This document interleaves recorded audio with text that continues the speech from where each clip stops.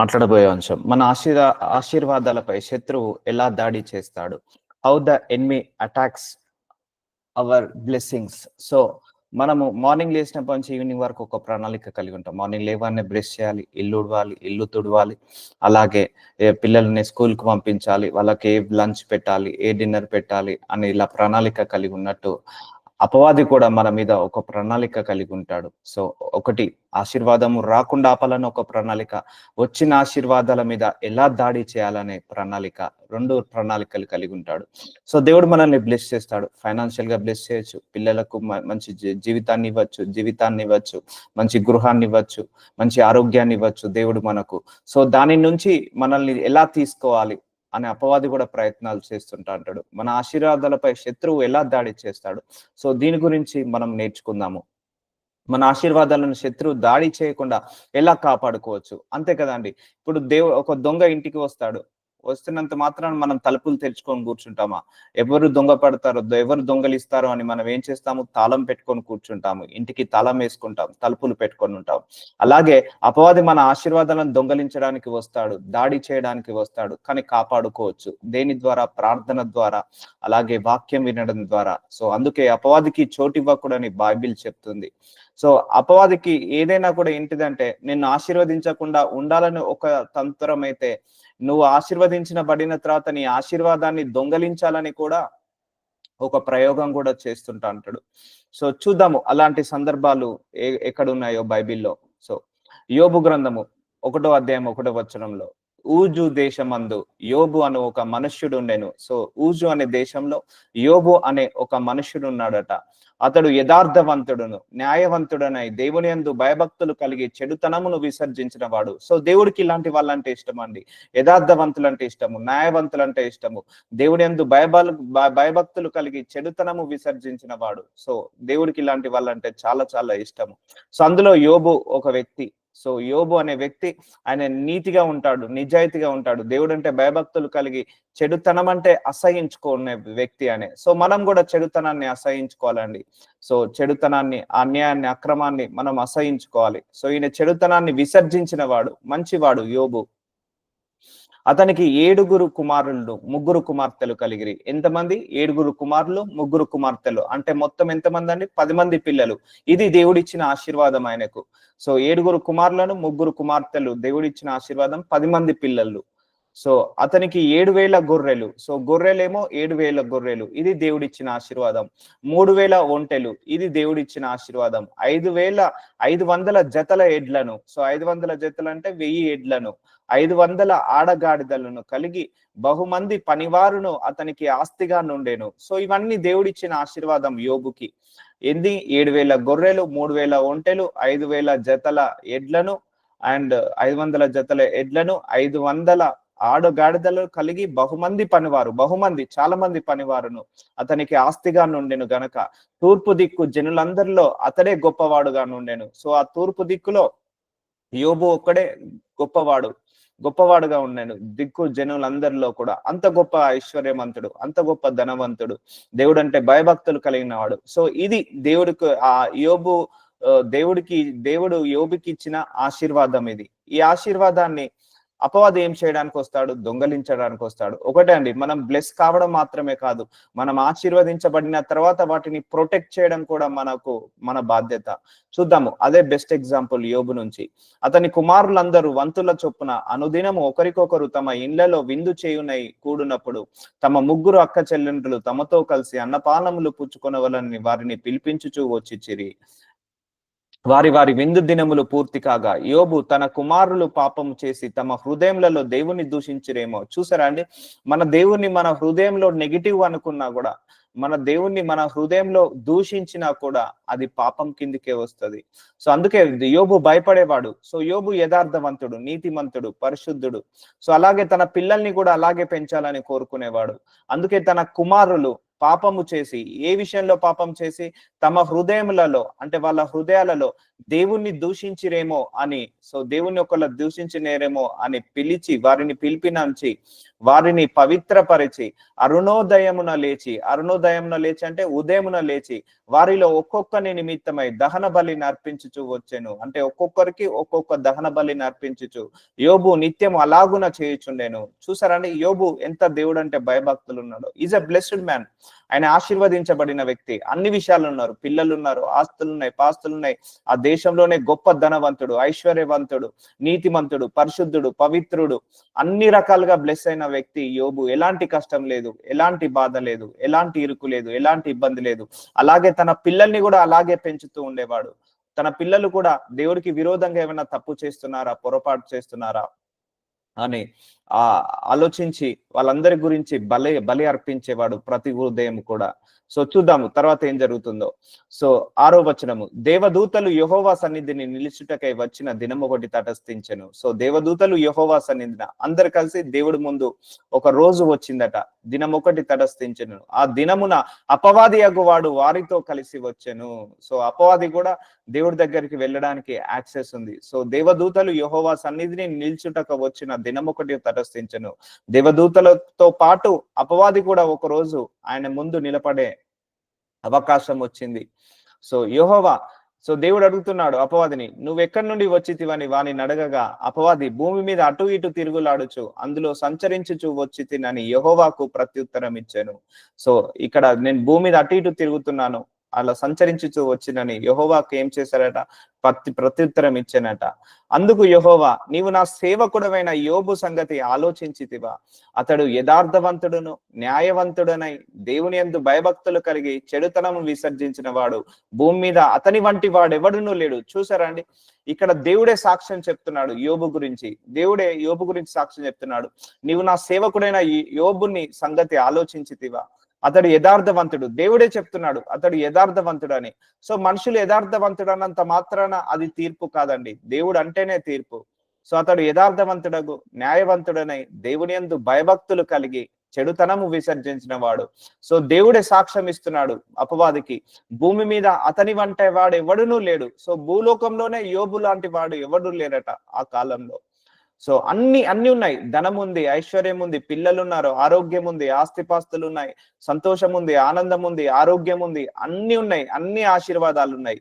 చూడండి ఇప్పుడు ఏం జరగబోతుందో అని అడగగా అపవాది, యోబు ఊరికే దేవుని యందు భయభక్తులు కలవాడాయన. సో కంప్లైంట్ చేస్తున్నాడు, యోబు ఊరికేనే దేవుడి యందు భయభక్తులు కలవాడాయన.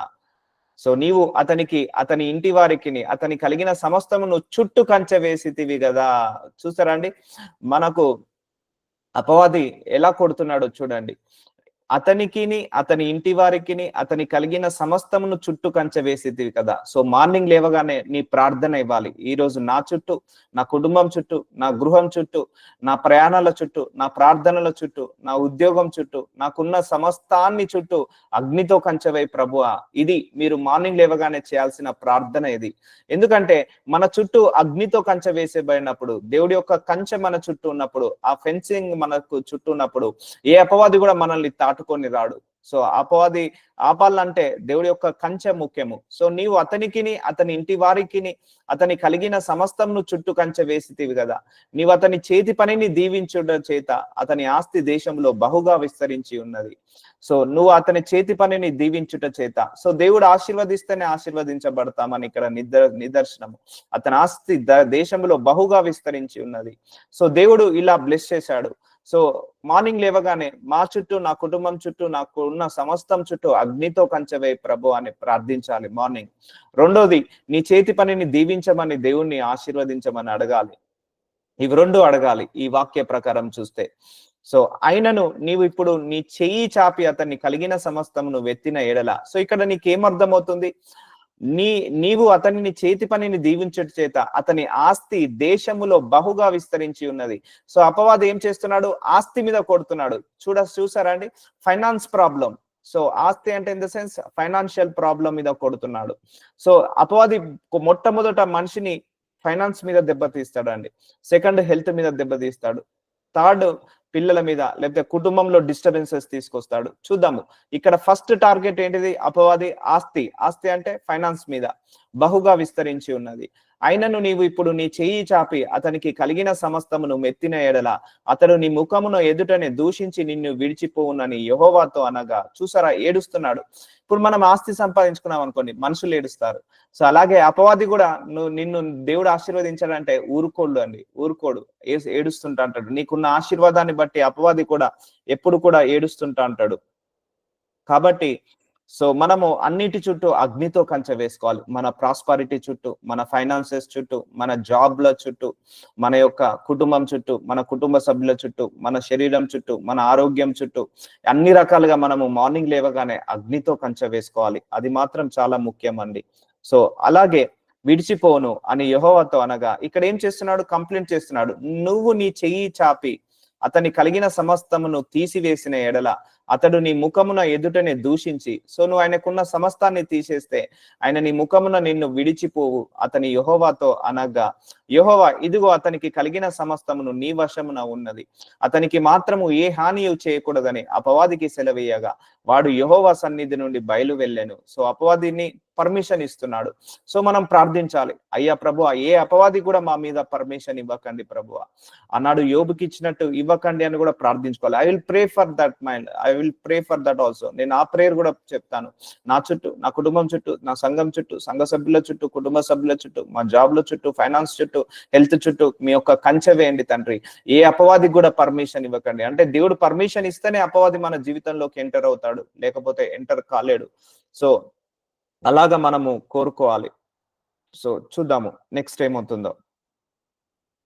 సో అతనికి మాత్రము ఏ హానియు చేయకూడదని అపవాదికి సెలవేగా వాడు యెహోవా సన్నిధి నుండి బయలు వెళ్ళెను. సో బయలుదేరుతున్నాడు అపవాదిని ఆటంకపరచాలని. చూసారండి, ఇక్కడ అపవాది దేవుడి దగ్గర వెళ్ళి ఏం కంప్లైంట్ చేస్తున్నాడు? నువ్వు వాడికి ఆస్తి ఇచ్చావు, ఆయన ఆశీర్వదించావు, యోబుని ఆశీర్వదించావు, ఆయనకు నువ్వు ఆస్తిని ఇచ్చావు, ఆరోగ్యాన్ని ఇచ్చావు, సమస్తాన్ని అగ్నితో కంచె వేశావు. సో కంప్లైంట్ చేస్తున్నాడు. సో ఫస్ట్ కంప్లైంట్ ఎక్కడ పడింది అపవాదికి? ఆ ఫైనాన్సెస్ మీద, ఆస్తి మీద. ఒక దినమున యోబు కుమారులు కుమార్తెలు తమ అన్న ఇంట భోజనము చేయుచు ద్రాక్షరస పానము చేయుచుండగా ఒక దూత అతని యుద్ధకు వచ్చి. ఒక రోజట యోబు కుమారులు కుమార్తెలట తమ అన్న ఇంట, సో వాళ్ళ అన్న ఇంట భోజనము చేయుచున్నారట, ద్రాక్షరసము పానము చేయుచుండగా ఒక దూత అతని యుద్ధకు వచ్చి, ఎద్దులు నాగలి దున్నుచు గాడిదలు వాటి సమీపమున మేయుచుండగా శోభాయీయులు వాటి మీద పడి వాటిని పట్టుకొని పోయి. సో ఎద్దులు నాగలి దున్నుచు గాడిదలు వాటి సమీపంన మేయుచుండగా. సో ఇదేంటిది? ఫైనాన్సెస్, తనకున్న ఆస్తి మీద పడుతున్నాడు. వాటి మీద పడి వాటిని పట్టుకొని పోయి ఖడ్గముతో పనివారిని హతము చేసిరి. జరిగినది నీకు తెలియజేయుటకు నేనొక్కడనే తప్పించుకొని వచ్చి ఉన్నాను నేను. సో ఇక్కడ ఏంటిది? యోబు ఆస్తి మీద ఫస్ట్ అటాక్ జరుగుతుంది. సో అందుకే ఒకటే గుర్తుపెట్టుకోండి, మనకు ఫర్ ఎగ్జాంపుల్ ఇల్లు ఉంది, ఆ ఇల్లు ఉన్నంత మాత్రాన మనకు ఏమవుతుందంటే అది రక్షణ కాదు. మళ్ళీ మనం దాని గురించి ప్రార్థించుకోవాలి. ఫైనాన్సెస్ లో బ్లెస్సింగ్స్ గురించి ప్రార్థించుకోవాలి. ఆరోగ్యం ఉంది, అంతతో సరిపోదు. ఆ ఫైనాన్స్ మీద కొడతాడు అపవాది, ఆ యొక్క హెల్త్ ఇష్యూస్ మీద పని చేస్తాడు మనకు విరోధంగా. సో నీకున్న ఆశీర్వాదం రాగానే సరిపోదండి, ఆశీర్వాదాన్ని కూడా ప్రొటెక్ట్ చేయమని మనం ప్రార్థించుకోవాలి. అర్థమవుతుందా అండి? ఇప్పుడు అర్థమవుతుందా? అపవాది మనకున్న ఆశీర్వాదాన్ని ఎలా దొంగలించడానికి వస్తాడో. నేను ఆల్రెడీ 2 కారణాలు చెప్పాను. మనం ఆశీర్వదించకుండా ఉండడానికి ఒక ప్లాన్ వేస్తే అపవాది ఆ ఆశీర్వాదాన్ని దొంగలించడానికి కూడా ప్లాన్ వేస్తాడు. ఓహో, నువ్వు ఆస్తిపరుడేవా, అయితే నేను చూసుకుంటాను. ఆ ఆస్తిని ఎలా తీసేసుకోవాలి. ఓహో, నువ్వు ఇల్లు కొనుక్కున్నావా, ఆ ఇల్లుని ఎలా తీసుకోవాలి.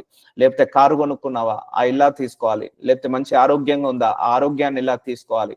సో అపవాది ఇట్లా అటాక్ చేస్తుంటా అంటాడు. ఫస్ట్ అటాక్ మన ఫైనాన్సెస్ మీద, సో సెకండ్ అటాక్ హెల్త్ మీద. ఈ 2 అయిపోయాయి అంటే ఇక మనిషి లేవడానికి, కోలుకోవడానికి చాలా సమయం పడుతుంది. అందుకే జరిగినది నీకు తెలియజేయుటకు నేను ఒక్కడినే తప్పించుకొని వచ్చి ఉన్నాను, ఖడ్గంతో పనివారిని హతం చేసిరి. ఇంతకుముందు ఏం రాయబడింది? బహుమంది పనివారు వాళ్ళకు ఆస్తిగా అయ్యపడింది అని రాసింది. సో ఇక్కడ పనివాళ్ళు కూడా యోబుకి ఏంటిది? ఆస్తి. సో ఆస్తి మీద కొడుతున్నాడు. సో అటు ఫైనాన్సెస్ మీద లెస్ తనకున్న ఆశీర్వాదం మీద దొంగలించడానికి వస్తున్నాడు. చూద్దాము. ఇతడు ఇంకా మాటలాడుచుండగా మరి ఒకడు వచ్చి, దేవుని అగ్ని ఆకాశం నుండి పడి గొర్రెలను పనివారును రగులబెట్టి కాల్చివేసెను. సో ఇంకొక ఆస్తి మీద పడుతుంది. సో తనకున్న ఆశీర్వాదము, ఇంకొక ఆశీర్వాదము, దాని మీద ఏమవుతుంది? అటాక్ జరుగుతుంది. శత్రువు అటాక్ చేస్తున్నాడు. సో ఇప్పుడు అర్థమవుతుందా అండి? అపవాది ఏం చేస్తాడంటే మీకు క్లియర్ గా చెప్తున్నాను. సో ఫస్ట్ మన పిల్లల హెల్త్ ఇష్యూస్ మీద, లేకపోతే మన హెల్త్ ఇష్యూస్ మీద, లేకపోతే ఫైనాన్స్ ప్రాబ్లం వచ్చేటట్టు, లేకపోతే మనము ఇంకా దేంట్లో వర్ధిల్లకుండా ఇలా అటాక్ చేస్తాడు. ఒకవేళ నువ్వు ప్రార్థించి వాటిని జయించావు, నువ్వు మంచిగా ఆశీర్వదించబడ్డావు, అయినా కూడా అపవాది ఏం చేస్తాడు, ఎప్పుడెప్పుడు వాటిని లాక్కోవాలని. అంతే కదండి. ఇప్పుడు మనం మంచిగా సంతోషంగా ఆనందంగా ఉన్నామంటే చాలా మంది మనుషులు ఓర్చుకోలేరు, అలాగే అపవాది కూడా ఓర్చుకోలేడు. మనము బాగా డబ్బు సంపాదించాం, కొత్త ఇల్లు కొనుక్కున్నాం, కొత్త కారు కొనుక్కున్నామంటే అపవాది తట్టుకోలేడు, మనుషులు తట్టుకోలేరు, మనుషులతో పాటు అపవాది తట్టుకోలేరు. మనుషులైతే వెనకాల నుండి ఏడుస్తారు, కానీ అపవాది అయితే మీద పడి అటాక్ చేయడానికి, మన ఆశీర్వాదాన్ని దొంగలించడానికి ఎన్నో ప్రయత్నాలు ఎన్నో ప్రయాసాలు చేస్తుంటా అంటాడు. కాబట్టి దానిని నీకు తెలియజేయటకు నేను ఒక్కడే తప్పించుకొని వచ్చి ఉన్నాను. ఏది అతడికి ఇంకా మాట్లాడుచుండగా మరి ఒకడు వచ్చి దేవుని అగ్ని ఆకాశం నుండి, సో దేవుడి యొక్క అగ్ని అట ఆకాశం నుండి పడి గొర్రెలను పనివారిని రగలబెట్టి కాల్చివేసెను. సో అతడు ఇంకా మాట్లాడుచుండగా సో మరి ఒకడు వచ్చి, ఇంకొకతను వచ్చి, కల్దీయులు 3 సమూహములుగా వచ్చి ఒంటెల మీద పడి కొనిపోయి ఖడ్గము చేత పనివారిని చంపిరి. నీకు దానిని తెలియజేయటకు నేను ఒక్కడినే తప్పించుకొని వచ్చి ఉన్నాను. సో ఇప్పుడు యోబుకున్న సమస్త ఆస్తులు, సో అటు గాడిదలు కావచ్చు, ఒంటెలు కావచ్చు, లేకపోతే ఎడ్లు కావచ్చు, పనివారు కావచ్చు, అందరినీ కూడా ఇప్పుడు అపవాది ఏం చేసేస్తున్నాడు, తీసేస్తున్నాడు. అందరి మీద అటాక్ జరుగుతుంది. ఇప్పుడు అర్థమవుతుందండి. అపవాది ఎలాగైనా కూడా ఓర్చుకోలేడండి. నువ్వు ఆరోగ్యంగా ఉన్నా ఓర్చుకోలేడు, నువ్వు ధనం సంపాదించుకున్నా ఓర్చుకోలేడు, ఒక కారు కొనుక్కున్నా ఓర్చుకోలేడు, సో ఇల్లు కొనుక్కున్నా ఓర్చుకోలేడు. ఎలా అప్పుల పాలు చేసి ఆ ఇల్లును తీసేసుకోవాలని, నువ్వు సంతోషంగా ఆనందంగా ఉన్నా ఓర్చుకోలేడు. సో అందుకే మార్నింగ్ లేవగానే నా చుట్టూ, నా కుటుంబం చుట్టూ, నా కుటుంబ సభ్యుల చుట్టూ, నేను ఉంటున్న గృహం చుట్టూ, నా ప్రాపర్టీస్ చుట్టూ, నా జాబ్ చుట్టూ, నా శాలరీ చుట్టూ, నాకున్న సమస్తము చుట్టూ అగ్నితో కంచవేయి ప్రభువా, రక్తంతో కప్పివేయి ప్రభువా. ఎక్కడ ఎలాంటి అపవాది క్రియలు పని చేయడానికి వీల్లేదని ప్రార్థించుకోవాలి. అందుకే దేవుడు ఇవన్నీ ఎందుకు రాసి పెట్టాడంటే మనందరికీ జ్ఞానోదయం అయ్యి ఈ అంశాల గురించి మనం ప్రార్థించుకోవడానికి అపవాది ఇలా అటాక్ చేస్తాడు మనిషిని అని దేవుడు రాసి పెట్టాడు. సో ఇవన్నీ కూడా మనకు జ్ఞానోపదేశము, ఇవన్నీ కూడా మనకు గుణపాఠాలు లాంటిది. సో చాలా మంది ఆశీర్వదించబడగానే ప్రేర్ చేయడం ఆపేస్తారు. నో, ఆ ఆశీర్వాదం కాపాడాలని ప్రార్థించుకోవాలి, ఆశీర్వాదం పోకుండా రెట్టింపు కావాలని ప్రార్థించుకోవాలి. అర్థమవుతుందా అండి? చాలా మంది వివాహం జరగగానే వివాహం కోసం ప్రార్థిస్తారు, వివాహం జరగగానే ఇక ప్రార్థించడం ఆపేస్తారు. లేదు, ఆ వివాహ జీవితంలో డిస్టర్బెన్సెస్ రావద్దని ప్రార్థించుకోవాలి. నెక్స్ట్ అపవాది అదే ఫ్యామిలీలో డిస్టర్బెన్సెస్ తీసుకొస్తాడు. భార్య భర్తల మధ్య గొడవ, అత్త కోడళ్ళ మధ్య గొడవ, ఇలా మెంటల్ డిస్టర్బెన్సెస్ చేస్తాడు. ఫస్ట్ ఫైనాన్స్ మీద కొడతాడు, సెకండ్ హెల్త్ మీద కొడతాడు, 3 ఫ్యామిలీలో డిస్టర్బెన్సెస్ తీసుకొస్తాడు. ఇక మనిషికి ఇక ఇవి 3 ప్రాబ్లమ్స్ ఉన్నాయంటే ఇక మనిషి లేవలేడు, ఇక లైఫ్ లాంగ్ కోలుకోలేడు. సో అందుకే protect your blessings with your prayer. నీ యొక్క బ్లెస్సింగ్స్ ని, దేవుడు ఏ ఆశీర్వాదం అయితే ఇచ్చాడో దానిని ప్రేయర్ తో ఆపేసుకోండి. నేను ఒక్కడనే తప్పించుకొని ఉన్నాను. అతడు మాట్లాడుచుండగా వేరొకడు వచ్చి నీ కుమారులను నీ కుమార్తెలను, చూసారా ఫ్యామిలీ మీద పడుతున్నాడు, వేరొకడు వచ్చి నీ కుమారులను నీ కుమార్తెలను తమ అన్న ఇంట భోజనము చేయుచుండు ద్రాక్షరసం పానము చేయుచుండగా గొప్ప సుడుగాలి అరణ్య మార్గముగా వచ్చి ఆ ఇంటి 4 మూలలను కొట్టగా అది యవనుల మీద పడినందున వారు చనిపోయిరి. చూసారా, family first finances, second family. దానిని నీకు తెలియజేయటకు నేను ఒక్కడినే తప్పించుకొని వచ్చి ఉన్నాను నేను. సో ఇలా బ్లెస్సింగ్. ఇప్పుడు ఫస్ట్ యోబు గ్రంథం ఓపెన్ చేయగానే ఏమొచ్చిందని, ఆయనకు 7 కుమారులు 3 కుమార్తెలు, 10 మంది పిల్లలు. ఆ 10 మంది ఆశీర్వాదాన్ని కాస్త ఇక్కడ అపవాది ఏం చేశాడు, దొంగలించాడు. ఆయనకు ఎంత గొప్ప ధనవంతుడు, ఆ దేశంలోనే గొప్ప ధనవంతుడు, ఆ ఆశీర్వాదాన్ని కూడా అపవాది ఏం చేశాడు, దొంగలించడానికి వచ్చాడు. చాలా మంది బ్లెస్ కాగానే ఇక అయిపోయిందిగా నేను ఆశీర్వదించబడ్డానని అనుకుంటారండి. అక్కడే మొదలవుతుంది. సో అప్పుడే మనం ప్రార్థించుకోవాలి, నా ఆశీర్వాదం ఏది కూడా అపవాది ముట్టద్దు, నా ఆశీర్వాదాన్ని ఏది కూడా అపవాది దొంగలించద్దు ప్రభు అని ప్రార్థించుకోవాలి. సో అండ్ ఎక్కడ కూడా అపవాది క్రియలు పని చేయొద్దు ప్రభు. అండ్ నేను ఏ స్థితిలో అయితే ఉన్నానో ఆ స్థితి నుంచి 7 పైకి లేవాలి, కానీ కిందికి పోవద్దని ప్రార్థించుకోవాలి. సో ఇప్పుడు అపవాది మనిషిని దేని మీద కొట్టాడు, ఫైనాన్సెస్ మీద, ఫ్యామిలీ మీద. ఇక మనిషి కోలుకోగలుగుతాడా అండి? ఈ 2 విషయాల మీద మనిషికి అటాక్ జరుగుతాయి. ఈ 2 విషయాలలో ఆశీర్వాదం పోతే మనిషి లేవగలుగుతాడా, కోలుకోగలుగుతాడా? కోలుకోలేడు. అందుకే ఏడుస్తాడు. నీ ఆశీర్వాదాన్ని చూసి అపవాది ఎప్పుడెప్పుడు నీ దగ్గర నుంచి ఆశీర్వాదాన్ని తీసేయాలా, ఎప్పుడెప్పుడు నిన్ను సఫర్ చేయాలా అని చూస్తాడు. అది హెల్త్ కానీ, ఫ్యామిలీ కానీ, బ్లెస్సింగ్స్ కానీ, లేకపోతే చిల్డ్రన్స్ కానీ, వాళ్ళ హెల్త్ కానీ. అందుకే మనము ప్రతిరోజు ప్రార్థించి వీటన్నిటిని ఏం చేయాలి, ప్రొటెక్ట్ చేయాలి. అలాగే మనం దేవుణ్ణి అడగాలి. ఎక్కడ ఏ అపవాదికి కూడా మీరు అయ్యా పర్మిషన్ ఇవ్వకండి ప్రభువా. ఆనాడు యోబు మీద పర్మిషన్ ఇచ్చింది ఎవరు? దేవుడే. సో అయ్యా ప్రభువా అని ప్రార్థించుకోవాలి. ఇవన్నీ కూడా మనకు జ్ఞానోపదేశము. ఇవన్నీ దాన్ని నీకు తెలియజేయుటకు నేను ఒక్కనే తప్పించుకొని వచ్చి ఉన్నాను అంటున్నాడు. అప్పుడు యోబు లేచి తన పై వస్త్రము చింపుకొని తల వెంట్రుకలు గొరిగించుకొని నేల మీద సాష్టాంగపడి నమస్కారము చేసి ఇట్లా నేను. సో అన్ని పోయాయి, యోబుకి అన్ని పోయాయి.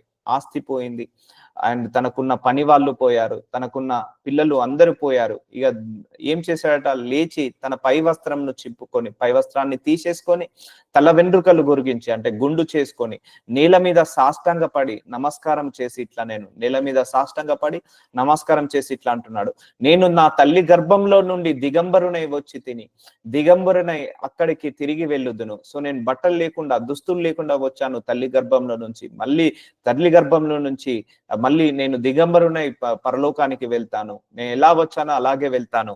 యెహోవా ఇచ్చెను, యెహోవా తీసుకొని పోయినని యెహోవా నామను స్తుతి కలుగును గాక. చూసారండి, అంత ధనవంతుడై ఉండి, అంత ఐశ్వర్యవంతుడై ఉండి, అంతగా ఆశీర్వదించబడి, సో ఇది దేవుడే నాకు ఇచ్చాడు, దేవుడే తీసుకున్నాడు కాబట్టి దేవుడికే మహిమ కలుగును గాక. అంటే కష్టాల్లో కూడా దేవుడిని ఏం చేస్తున్నాడు, స్తుతిస్తున్నాడు. ఆ బాధలో కూడా దేవుణ్ణి స్తుతిస్తున్నాడు. అందుకే మన ఆశీర్వాదం ఉన్నా లేకపోయినా మనం దేవుడి మీద విశ్వాసము తగ్గకూడదు, నమ్మకము తగ్గకూడదండి. సో అదే యోబు చేస్తున్నాడు. సో అన్ని ఇచ్చింది దేవుడే, మళ్ళీ అన్ని తీసుకునే దేవుడే. మనము అన్ని ఇచ్చినప్పుడు దేవుణ్ణి కృతజ్ఞతాస్తుతులు చెల్లిస్తాము, అన్ని తీసుకున్నప్పుడు దేవుణ్ణి తిడతాము, దేవుణ్ణి విమర్శిస్తాము. సో అలా చేయకూడదు. సో ఇక్కడ యోబు అదే చేస్తున్నాడు. యెహోవా ఇచ్చెను, యెహోవా తీసుకొని పోయాను, యెహోవా నామమును స్తుతి కలుగును గాక. ఆయన నామానికే స్తుతి కలగాలి, ఆయననే మహిమ కలగాలి అని ఆయనను స్తుతిస్తున్నాడు. నేను తల్లి గర్భం నుంచి ఎలా వచ్చానో మళ్ళీ అలాగే వెళ్తాను కాబట్టి నా దేవుణ్ణి నేను దూషించను అని ఆయన ఒక నిర్ణయం తీసుకున్నాడు. ఈ సంగతులలో ఏ విషయమందు యోబు ఏ పాపమును చేయలేదు, దేవుడు అన్యాయం చేశానని చెప్పలేదు. చూసారండి, ఏ పాపం చేయలేదు. ఆయన ఒక్క డైలాగ్ కూడా కొట్టట్లేదు, అయ్యో నేను యథార్థవంతుడిగా ఉన్నానే, నీతిమంతుడిగా ఉన్నానే, నేను ప్రతిరోజు దేవుడికి బలులను అర్పిస్తున్నానే, నేను ప్రతిరోజు ఆయనకు దశమ భాగాలు ఇస్తున్నానే, మందిరానికి వెళ్తున్నానే, ఆరాధిస్తున్నాను, స్తుతిస్తున్నానే, అయినా కూడా దేవుడు నాకు అన్యాయం చేశానని చెప్పలేదు. చూసారండి, అందుకే యోబు యథార్థవంతుడు, దేవుడు అంటే భయభక్తులు కలిగిన వాడు. సో దేవుడే ఇచ్చాడు, దేవుడే తీసేసుకున్నాడు అని ఆయన సాక్ష్యం, దేవుడిని స్తుతిస్తున్నాడు. సో ఆయనకు అన్ని రకాలుగా ఎఫెక్ట్ అయింది, సమస్తము కోల్పోయాడు. యోబు ఆరోగ్యం కోల్పోయాడు, అండ్ హెల్త్ ఇష్యూస్ చాలా వచ్చేసాయి, ఫ్యామిలీని కోల్పోయాడు, ప్రాపర్టీస్ని కోల్పోయాడు, సమస్తాన్ని కోల్పోయాడు యోబు. అయినా కూడా దేవుడు నాకు అన్యాయం చేశాడని చెప్పలేదు. ఎక్కడ కూడా ఆయన ఏ పాపము కూడా చేయలేదు. సో అపవాది అలా ఏడుస్తాడండి. ఇప్పుడు అర్థమవుతుందా? మనలో కూడా చాలా మందికి ఒకప్పుడు ధనం ఉండే, మనలో కూడా చాలా మందికి ఒకప్పుడు జాబ్ ఉండే, లేకపోతే శాలరీ ఉండే, ఐశ్వర్యం ఉండే, లేకపోతే గుడ్ హెల్త్ ఉండే, మంచి ఆరోగ్యం ఉండే, పిల్లలకు కూడా మంచి ఆరోగ్యం ఉండే. కానీ ఇప్పుడు ఏదో ఒక విషయంలో సఫర్ అవుతున్నావా? ప్రార్థించుకో, ఆ విషయం మీద అగ్నితో కంచె వేయబడాలని. అందుకే మీరు క్లియర్ గా చెప్తున్నాను, మార్నింగ్ లేవగానే నా చుట్టూ, నా కుటుంబం చుట్టూ, నా యొక్క గృహం చుట్టూ, నాకున్న ప్రాపర్టీస్ చుట్టూ, ఒకవేళ మీకు ఏమైనా ప్రాపర్టీస్ ఉంటే ఆ ప్రాపర్టీస్ చుట్టూ అగ్నితో కంచె వేయమని అడగండి. అలాగే మీ హెల్త్ చుట్టూ, మీ పిల్లల హెల్త్ చుట్టూ అగ్నితో కంచె వేయమని అడగండి. దేవుణ్ణి ప్రతిరోజు అడగండి. మాకు ఏదైతే ఆశీర్వాదం ఉందో ప్రభువా, ఆశీర్వాదము ఏడింతలుగా పెరగాలని కోరుకోండి, కానీ తగ్గద్దని కోరుకోవద్దు. సో అది ఏ స్థితిలో అయితే ఉన్నామో ఆ స్థితి నుంచి ఏడింతలుగా మేము పైకి రావాలి ప్రభు అని ప్రార్థించండి. సో ఇది దేవుడు యోబు గ్రంథం ద్వారా మనందరికీ నేర్పిస్తున్న పాఠాలు. సో ఇక్కడ యోబుకి సమస్తం ఉంది, కానీ సమస్తము కోల్పోయే రోజు వచ్చింది. అయినా దేవుణ్ణి ఏమి కూడా తిట్టట్లేదు, ఎందుకంటే దేవుడు పర్మిషన్ ఇస్తేనే అవన్నీ వెళ్ళాయండి. దేవుడు ఆ పర్మిషన్ ఇస్తేనే యోబు అవన్నీ కోల్పోయాడు, లేకపోతే పర్మిషన్ ఇవ్వకపోయి ఉంటే అవి కూడా కోల్పోయేవాడు కాదు.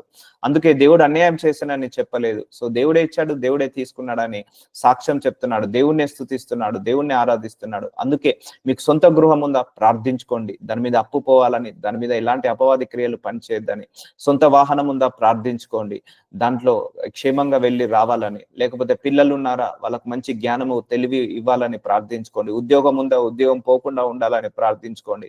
సో అపవాది ఎలా అటాక్ చేస్తారంటే ఇటు జాబ్ మీద కొట్టొచ్చు. ఒకసారి జాబ్ పోయిందంటే ఇక మన ఫైనాన్షియల్ అన్ని కొలాప్స్ అయిపోతాయండి.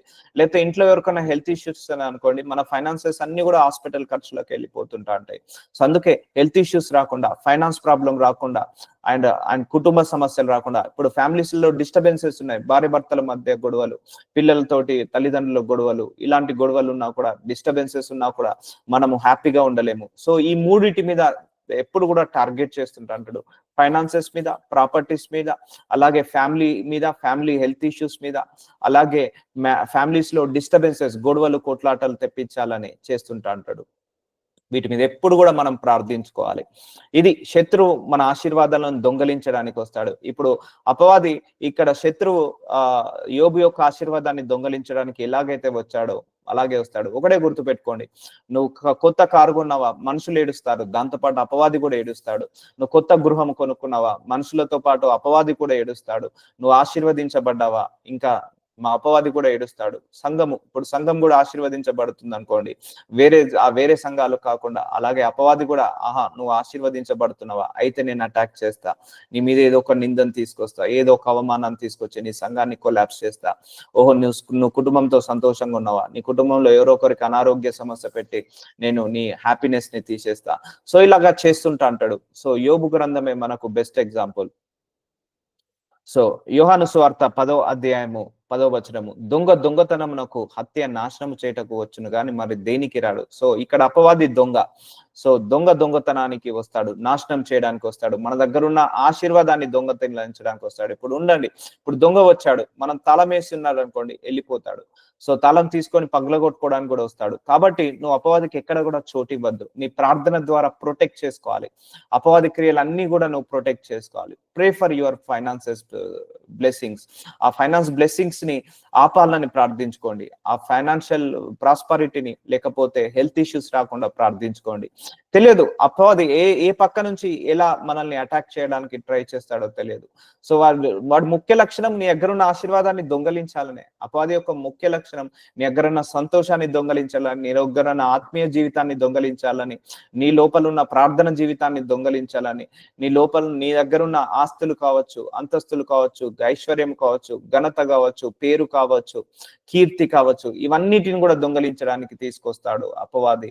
సో యోబుని అన్ని రకాలుగా నల్లగొట్టాడు, అన్ని రకాలుగా పడవేశాడు. కానీ యోబు నమ్మకంగా ఇంకా ప్రార్థించుకొని దేవుడి మీద అదే విశ్వాసం ఉండి, మళ్ళీ దేవుణ్ణి కర్స్ చేయకుండా, ఆ కష్టంలో కూడా దేవుణ్ణి స్తుతించాడు, ఆ బాధలో కూడా దేవుణ్ణి స్తుతించాడు. యోబు స్తుతించి ఏం చేశాడు, రెట్టింపు ఆశీర్వాదాన్ని మళ్ళా పొందుకుంటాడు. సో కాబట్టి protect your blessings with your prayer. అర్థమవుతుందా అండి? మీ యొక్క ఆశీర్వాదాన్ని ఏం చేయాలి, ప్రేయర్ తోటి ప్రొటెక్ట్ చేసుకోండి. మంచి హెల్త్ రావాలని ప్రార్థించుకోండి. మీరే గ్రహించండి, ఒకప్పుడు మీ దగ్గర ఏది ఉండే, ఇప్పుడు ఏది లేదు. మీరే గ్రహించి దాని మీద అంశం మీద కేంద్రీకరించి ప్రార్థించుకోండి.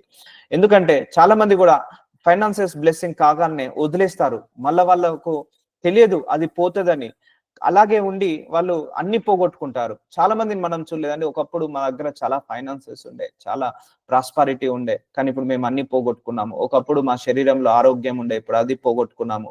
పిల్లలు ఒకప్పుడు మా మాట వినేది, ఇప్పుడు వినట్లేదు. సో ఇలాంటి సాక్ష్యాలు మనం ఎన్నో వింటున్నాం. ఇదేంటిది, ఎందుకు ఇలా జరుగుతుంది? ఆశీర్వాదము ఉండడం మాత్రమే కాదు, దానిని నిలుపుకోవడం కూడా ముఖ్యమని బయలుపరచడం జరిగింది నాకు. సో అందుకే శత్రువు ప్రతి ఒక్క ఆశీర్వాదం మీద దాడి చేయాలని చూస్తాడు. నీకున్న ప్రతి ఆశీర్వాదం మీద దాడి చేయాలని చూస్తాడు. ఆ ఆశీర్వాదాన్ని మనం ఏం చేసుకోవాలి, ప్రొటెక్ట్ చేసుకోవాలి, సేవ్ చేసుకోవాలి. అంటే ప్రేయర్ ద్వారా దాన్ని కవర్ చేసుకోవాలి, యేసయ్య రక్తంతో దాన్ని కవర్ చేసుకోవాలి. సో మనం ఏ స్థితిలో అయితే ఉన్నామో ఆ స్థితి నుంచి రెట్టింపు స్థితికి మనం వెళ్ళాలి. అంటే రెండింతల ఆశీర్వాదంతో వెళ్ళాలి. కానీ డౌన్ ఫాల్ ఎప్పుడు కూడా కావద్దు. మనం ఎప్పుడు కూడా మన ఆశీర్వాదంలో డౌన్ ఫాల్ ఉండకూడదు. సో రెట్టింపు ఆశీర్వాదం ఉండాలి, రెట్టింపు బ్లెస్సింగ్స్ ఉండాలి, డౌన్ ఫాల్ ఉండకూడదు. సో అందుకే అన్ని విషయాలలో మనం ప్రార్థించుకుందాం. సో మీకు ఏ బ్లెస్సింగ్ అయితే దేవుడు ఇచ్చాడో అది దేవుడు ఇచ్చిందే. పిల్లలు, ఇప్పుడు యోబుకి 10 మంది పిల్లల్ని ఇచ్చాడు, కానీ అపవాది ఆ 10 మంది పిల్లల్ని మీద ఎఫెక్ట్ పెట్టేశాడు. సో ఆ బ్లెస్సింగ్ ని తీసేశాడు. అన్ని రకాల ఆస్తులు ఇచ్చాడు, ఆస్తులన్నిటిని తీసేశాడు. ఆ పశువులను ఇచ్చాడు, ఆ యొక్క సేవకులను ఇచ్చాడు, అందరినీ అన్నిటి మీద ఎఫెక్ట్ పెట్టాడు. సో ఇది అపవాది చిత్తం. నీకున్న ఆశీర్వాదాన్ని ఇలా దొంగలించాలని, ఆశీర్వాదాన్ని లేకుండా చేయాలని అపవాది చిత్తము. సో దేవుడి చిత్తము మనం రెట్టింపు ఆశీర్వాదం కావాలని. సో కాబట్టి మనం ప్రేర్ చేసుకోవాలి. అయ్యి అపవాదం వచ్చి అడిగినా కూడా మీరు పర్మిషన్ ఇవ్వకండి ప్రభువా. I will pray for like that also. ఇవన్నీ కూడా మనకు ఒక ఎగ్జాంపుల్స్. ఇవన్నీ కూడా వీటిని మనం ప్రేయర్ లో ఉపయోగించాలి. చెప్పము ఎవరి జాబ్ ఎప్పుడు పోతుందో తెలియదు. ఒకసారి జాబ్ పోయిందంటే అంతే కదా అండి. మన ప్రాస్పరిటీ అంతా కొలాప్స్ అయిపోతుంది. మనకు చాలా మెంటల్ టెన్షన్స్ వస్తాయి జాబ్ లేకపోతే. ఫైనాన్షియల్ ప్రెజర్స్ వస్తాయి జాబ్ లేకపోతే, సోర్స్ ఆఫ్ ఇన్కమ్ లేకపోతే, ఆ బిజినెస్ లో ప్రాఫిట్ లేకపోతే చాలా ప్రాబ్లమ్స్ వస్తాయి. ఆ ప్రాబ్లమ్స్ నుంచి నెక్స్ట్ హెల్త్ మీద పడుతుంది. హెల్త్ మీద పడ్డప్పుడు మళ్ళీ హాస్పిటల్కి వెళ్ళాలంటే ఫైనాన్సెస్ కావాలి. సో ఇలా ఉన్నప్పుడు మనుషులు నిందలేస్తారు. ఏమైంది నీ దేవుడు ఏమన్నా, నీ దేవుడే ఉంటే నీకు ఆస్తులు ఎందుకు పోయాయి, నీకు అనారోగ్య సమస్యలు ఎందుకు వచ్చాయి? వాళ్ళంతా కూడా నిందలు తీసుకొస్తారు, అవమానాలు తీసుకొస్తారు. నీకు ఆస్తిపాస్తులు ఉన్నప్పుడు ఎవరైతే పొగిడారో వాళ్ళే నిందలు ఇస్తారు, వాళ్ళే అవమానపరుస్తారు. సో దీంతో నీకు ఇంకా మెంటల్ ప్రెషర్ పెరుగుతుంది. దీంతో ఏమొచ్చినట్టు, నీ ఆస్తి పోయినట్టు, మనకున్న ఆశీర్వాదాలు, బ్లెస్సింగ్స్ ఏవైతే హెల్త్ బ్లెస్సింగ్ ఉందో అది పోయినట్టు, దాంతో పాటు నిందలు అవమానాలు రావచ్చు. సో ఇవన్నీ కూడా దేవుడి చిత్తము కానే కాదు. సో మనకు కీర్తి వచ్చిన, పేరు వచ్చిన, ప్రఖ్యాత వచ్చిన, మనం ఆశీర్వదించబడిన, ఆరోగ్యంగా ఉన్న, పిల్లలతోటి సంతోషంగా ఆనందంగా ఉన్న, డబ్బు సంపాదించుకున్న, ఇల్లు కొనుక్కున్న మనుషులు ఎలాగైతే ఏడుస్తారో అపవాది కూడా రెట్టింపు ఏడుస్తాడు. ఏడ్చి ఎలాగైనా నీ దాని నుంచి దొంగిలించాలి, ఎలాగైనా నిన్ను కొట్టివేయాలి అని చూస్తాడు. కానీ నువ్వు మాత్రం ప్రార్థనతో సీల్ వేసుకో, ప్రార్థనతో ప్రొటెక్ట్ చేసుకో, ప్రార్థనతో కాపాడుకో, అగ్నితో కంచె వేసుకో, రక్తంతో కప్పి వేసుకో. ఏ అపవాది కూడా ముట్టద్దని ప్రార్థించుకో. అప్పుడు ఏ అపవాది కూడా నీ ఆశీర్వాదాన్ని దొంగలించకుండా ఆపివేస్తాడు. So let us pray. నజరుడైన యేసయ్య, ఇదిగో తండ్రి, ఈరోజు వాక్యం ద్వారా మా అందరినీ కూడా ఆశీర్వదించావు తండ్రి. లార్డ్ జీసస్, ఇదిగో తండ్రి, మేము ప్రార్థనలో ఏకీభవిస్తుండగా మా చుట్టూ, మా కుటుంబం చుట్టూ, మా సంఘం చుట్టూ, మా సంఘ సభ్యుల చుట్టూ, మాకున్న ప్రాస్పరిటీ చుట్టూ, మా శాలరీస్ చుట్టూ, మా ఉద్యోగాల చుట్టూ, మా ఆరోగ్యం చుట్టూ, మా పిల్లల చుట్టూ, మాకున్న సమస్తము చుట్టూ మీ యొక్క అగ్నితో కంచవేయండి. మా ప్రార్థనల చుట్టూ, మా ప్రయాణాల చుట్టూ, మా ప్రయాసాల చుట్టూ, మా ప్రయత్నాల చుట్టూ సమస్తము మీ యొక్క అగ్నితో కంచవేయండి, రక్తంతో కప్పివేయండి తండ్రి. మేము ఏ స్థితిలో అయితే ఉన్నామో ఆ స్థితి నుంచి ఏడింతలుగా మేము పైకి లేవాలి నాయన. అయ్యా కిందికి వెళ్లకుండా ఏడింతలుగా ఆశీర్వదించమని ప్రార్థిస్తున్నాము తండ్రి. అయ్యా ఏ అపవాది కూడా మాకు ఎలాంటి పర్మిషన్ ఇవ్వకుండా, మా మీద, మా యొక్క ప్రాస్పరిటీ మీద, మా బ్లెస్సింగ్స్ మీద పర్మిషన్ ఇవ్వకుండా ఉంచమని ప్రార్థిస్తున్నాను తండ్రి. ఈరోజు విత్తిన వాక్యము అందరి హృదయాలలో మొలకెత్తును గాక. అందరి